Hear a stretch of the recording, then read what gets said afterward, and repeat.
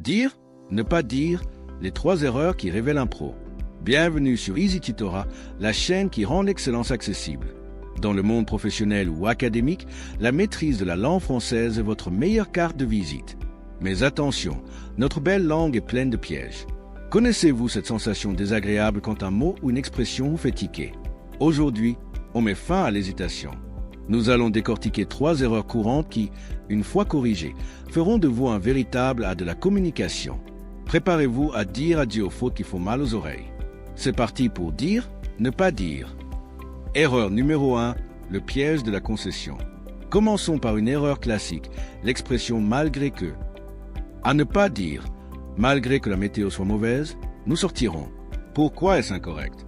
Parce que la locution « malgré que » est considérée comme fautive dans la langue soutenue. Seule l'Académie française tolère cette expression dans un seul cas très précis, lorsqu'elle est suivie du verbe avoir au subjonctif, comme dans « malgré qu'il en est ». Mais pour simplifier, retenez la règle générale.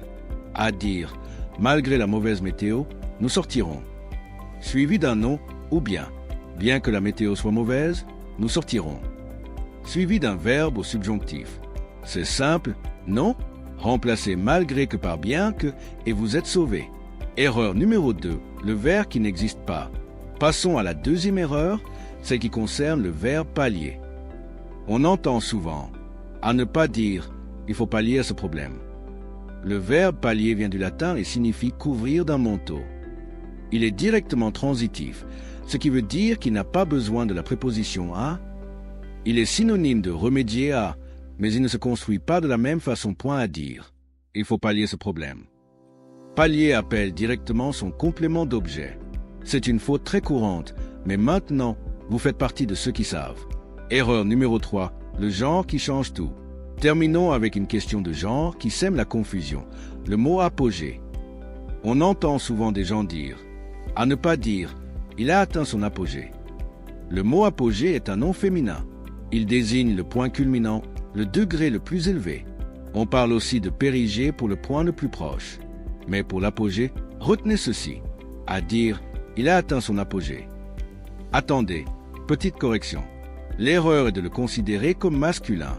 Le mot est bien féminin, mais l'usage veut qu'on utilise l'adjectif possessif masculin son devant un nom féminin commençant par une voyelle ou un H muet, comme apogée, habitude ou école, pour éviter le hiatus.